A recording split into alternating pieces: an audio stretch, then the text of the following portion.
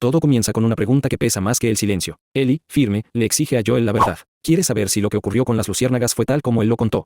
Joel, mirándola a los ojos, decide sostener la mentira. Júrame que todo lo que dijiste de las luciérnagas es cierto. Lo juro. Y con esa promesa, Ellie se obliga a continuar, dejando atrás el pasado, aunque cada paso lleve consigo el eco de la duda. La escena cambia. Volvemos a ver a la jirafa, símbolo de un recuerdo que parecía perdido. Pero esta vez no está sola. Se ha reunido con su manada, y juntas se alimentan entre las ruinas, donde la vegetación se atreve a reclamar lo que alguna vez fue concreto. En un mundo devastado, la vida encuentra, por un instante, la forma de florecer. A pocos kilómetros de allí, otro grupo contempla un paisaje distinto, tumbas improvisadas, lápidas marcadas por el barro, y el olor amargo de la pérdida. Son los sobrevivientes que acompañan a Abby. Frente a ellos, los cuerpos de las luciérnagas caídas. Uno de los hombres murmura, incrédulo, los rumores, dicen que Joel secuestró a una niña.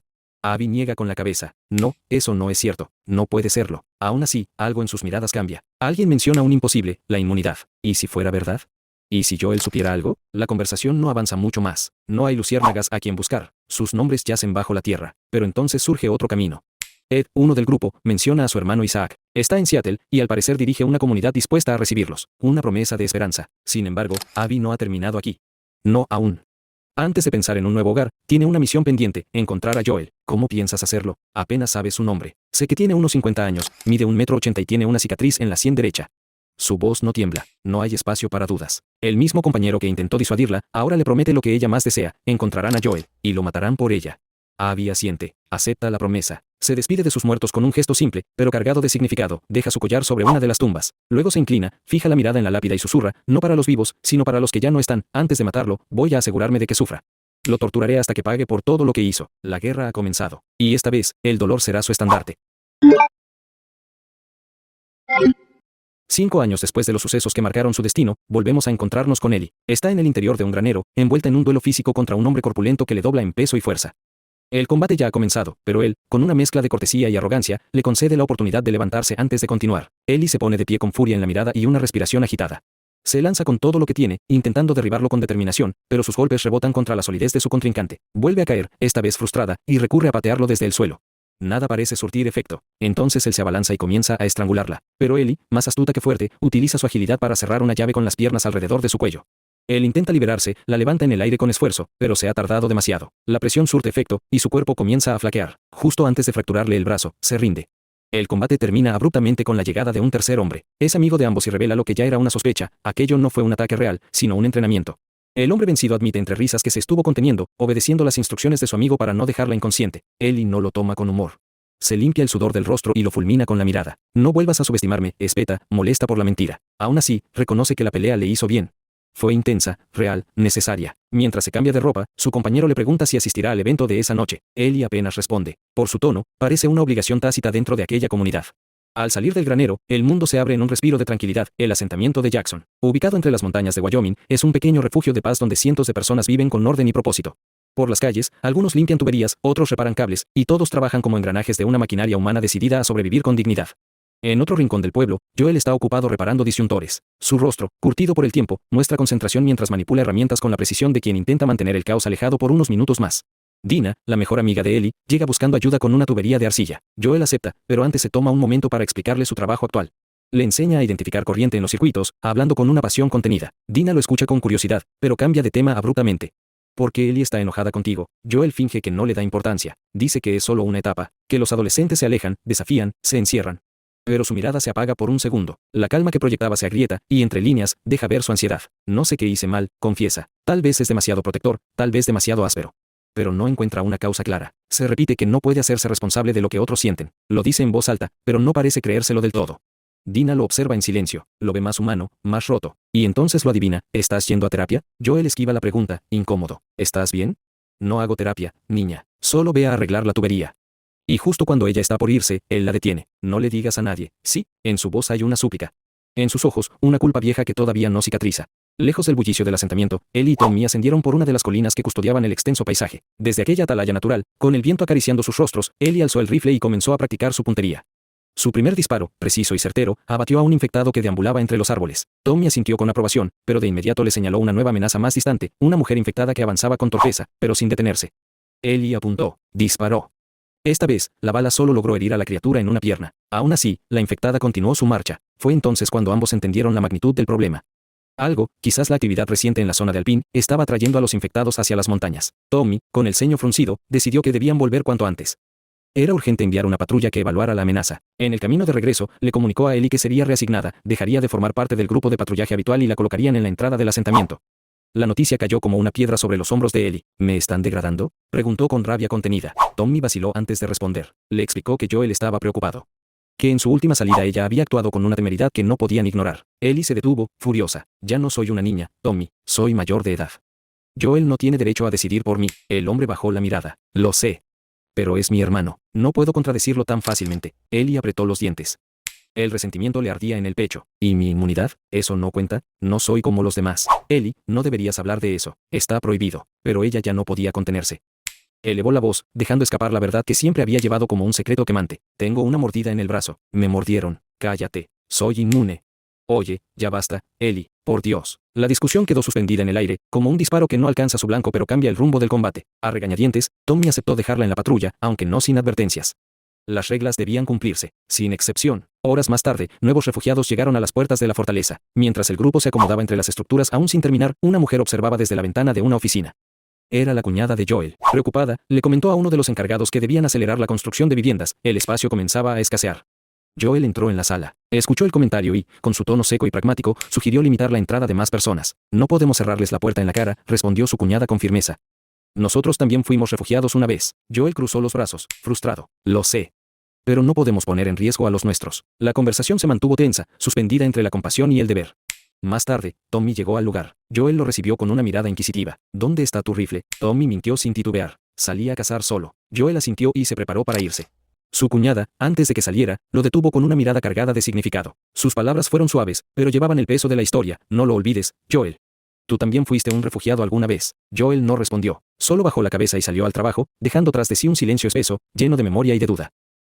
Más adelante, Joel se dirigió a la casa de Gale, su terapeuta. Ella lo recibió con una sonrisa que apenas disimulaba el cansancio, ofreciéndole un vaso de whisky como gesto de cortesía y celebración por su cumpleaños. Joel, fiel a su estilo austero pero sincero, le entregó un pequeño ramo de flores silvestres, una ofrenda modesta y simbólica como forma de pago antes de comenzar la sesión.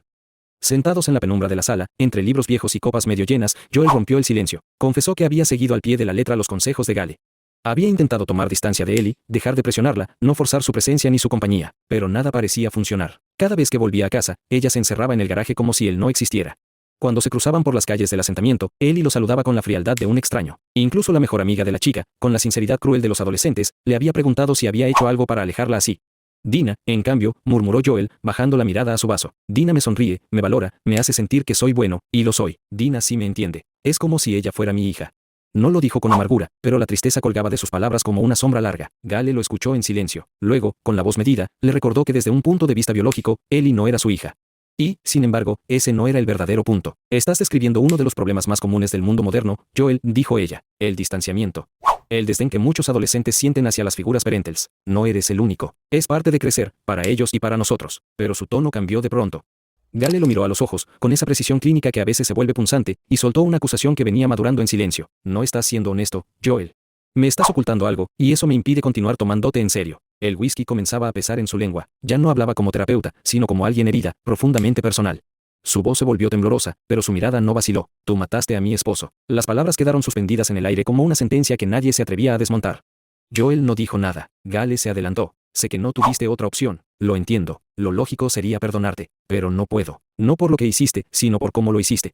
Se inclinó hacia él, con los ojos encendidos por una rabia contenida durante años. Tenerte sentado aquí, frente a mí, en esta casa, me llena de una ira que no sabía que todavía llevaba dentro. Hizo una pausa, respiró hondo. Luego, como si las palabras hubieran funcionado como una purga, bajó la voz, y sin embargo, tal vez ahora esté lista para empezar a hacer las paces.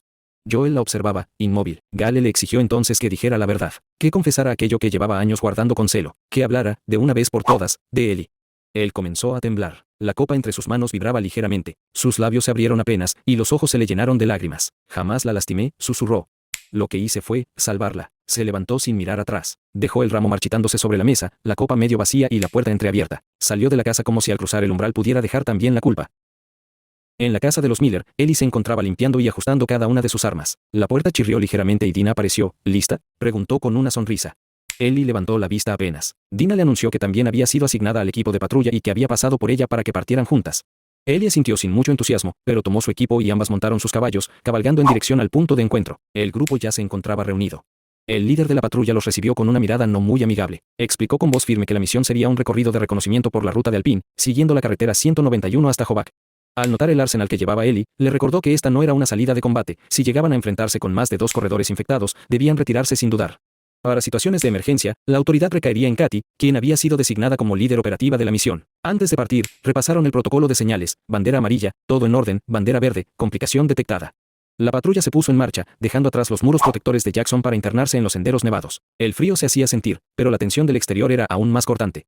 Dina, aprovechando el trayecto, se inclinó hacia Ellie. ¿Vas a ir esta noche al evento? ¿Irás con Katy? Ellie frunció el ceño. Ni lo sueñes. Dina soltó una risa breve y le propuso ir juntas.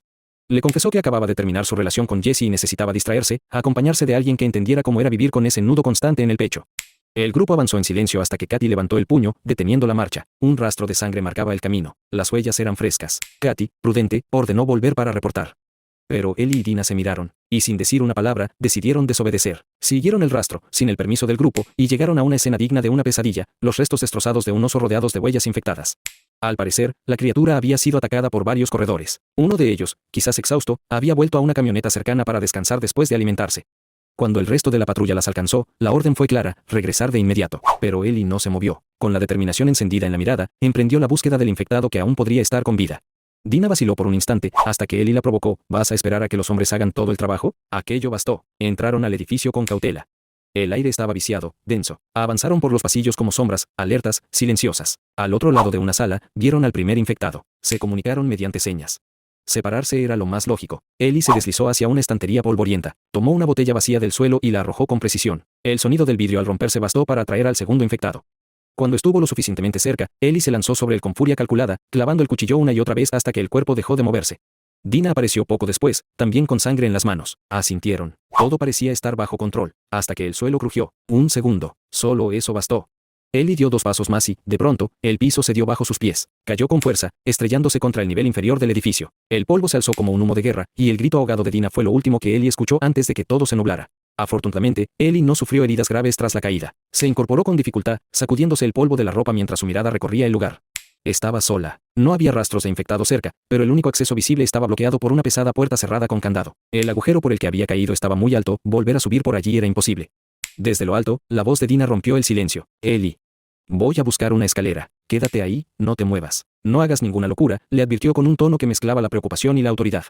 Pero Ellie, fiel a su instinto, desobedeció. No podía quedarse quieta sin saber lo que la rodeaba. Con pasos cautelosos, comenzó a explorar aquel espacio abandonado que alguna vez fue una planta de oficinas. Archivos destruidos, escritorios volcados y polvo por doquier. Entre los escombros, una revista vieja y desgastada captó su atención. Se inclinó para tomarla, pero una sensación la detuvo en seco.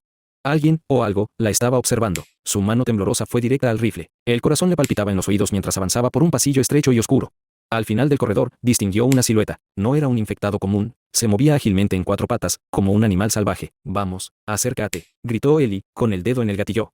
Pero la criatura, lejos de atacar, se escurrió en la oscuridad. Un juego de caza había comenzado. Ellie prosiguió, alerta. Detrás de ella, los pasos suaves de la infectada la seguían como un susurro. No emitía sonidos, pero los débiles quejidos revelaban su presencia. Ellie se giró y apuntó, pero ya era tarde. La criatura se había desvanecido de nuevo entre las sombras. Entonces, el ataque llegó. Una embestida brutal la arrojó al suelo. El rifle salió volando. La infectada se abalanzó sobre ella y le hundió los dientes en el abdomen. El dolor fue agudo, pero Ellie no gritó. Con una determinación salvaje, sacó su pistola y disparó sin detenerse hasta que el cuerpo de su agresora quedó inerte sobre el concreto. Dina irrumpió justo después, forzando la entrada con una barra de metal. Su expresión se transformó en horror al ver la sangre, pero Ellie ya estaba de pie. Había sobrevivido. Otra vez. De regreso en la fortaleza, el consejo las convocó. Las luces del salón eran frías. Los líderes, con rostros severos, exigieron respuestas. Ellie habló. Contó cómo la infectada no solo había mostrado una ferocidad alarmante, sino también algo peor: inteligencia. Sabía cubrirse, escalar, emboscar. No era un error, ni una casualidad. Era una mutación con propósito. Un silencio tenso invadió la sala. Nadie lo dijo en voz alta, pero todas las miradas lo entendieron. Algo nuevo había comenzado a gestarse en las sombras del mundo infectado. Ellie se desinfectaba cuidadosamente la herida en el abdomen. Había logrado ocultarla de todos, incluso de Dina. Con precisión quirúrgica, comenzó a suturar la mordida, intentando disimularla como si fuera una lesión por arma blanca. Nadie debía saber. No todavía. Más tarde, Joel llegó a casa. Se apoyó en el marco de la puerta, observándola en silencio unos segundos antes de hablar. ¿Vas a ir a la fiesta? Ellie alzó la vista, pero no respondió de inmediato. Dudaba. No estaba segura de tener ánimos para sonreír entre luces y música. Joel notó la guitarra polvorienta recostada contra la pared y la tomó con cuidado. «Puedo arreglarla», dijo, examinando las cuerdas rotas. «Mañana estará como nueva». Y lo cumplió. Esa noche, Ellie terminó por asistir a la celebración. Todo el pueblo estaba reunido bajo las guirnaldas, con música, comida caliente y risas que llenaban el aire frío. Desde un rincón apartado, la joven observaba en silencio. En el centro de la pista, Dina reía mientras bailaba con su expareja. Parecían felices. Demasiado. Pero entonces, como si percibiera su mirada, Dina se apartó del grupo y fue hacia ella. Sin decir palabra, le tendió la mano. Ellie aceptó, y juntas comenzaron a moverse con suavidad entre la multitud. La cercanía, el calor, las miradas compartidas, todo volvió como una ola incontenible. «Nos están mirando», murmuró Ellie, con tono nervioso. «Están celosos», respondió Dina, rozándole el brazo con dulzura. «No entiendo por qué. No soy una amenaza para nadie». La respuesta fue un beso. Dina se inclinó sin vacilar, y Ellie le devolvió el gesto con una intensidad que llevaba semanas encerrada. En ese instante, el mundo desapareció. Solo estaban ellas. Hasta que una voz les devolvió a la realidad. «Esto es una iglesia. Tengan respeto», gruñó un hombre, con tono reprobatorio. Dina dio un paso atrás, dispuesta a retirarse. Pero cuando estaban por cruzar la puerta, el mismo hombre lanzó una ofensa brutal, atacando su relación con veneno en la lengua. Ellie se volteó con los puños apretados, lista para enfrentar al agresor. Pero alguien se le adelantó. Joel. El golpe fue directo, seco, contundente. El hombre cayó al suelo, y Joel lo expulsó del lugar sin pensarlo dos veces. Luego se volvió hacia Ellie. «¿Estás bien? ¿Y en una iglesia a chorros?», espetó el hombre, desde el suelo. «¿Qué carajos dijiste?». «No. Lárgate de aquí». Pero Ellie no agradeció la intervención.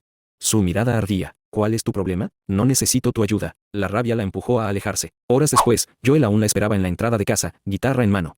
La había reparado, tal como prometió. Pero Ellie pasó de largo sin mirarlo, sin decir una sola palabra. La fiesta seguía. El pueblo reía, bailaba y bebía, como si nada hubiera ocurrido.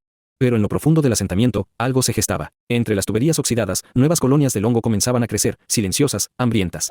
Y más allá de los límites de la seguridad, una amenaza avanzaba. El grupo de Abby ya había llegado. Armados, decididos. La venganza era su única brújula. Y el amanecer traería consigo el inicio de una nueva pesadilla.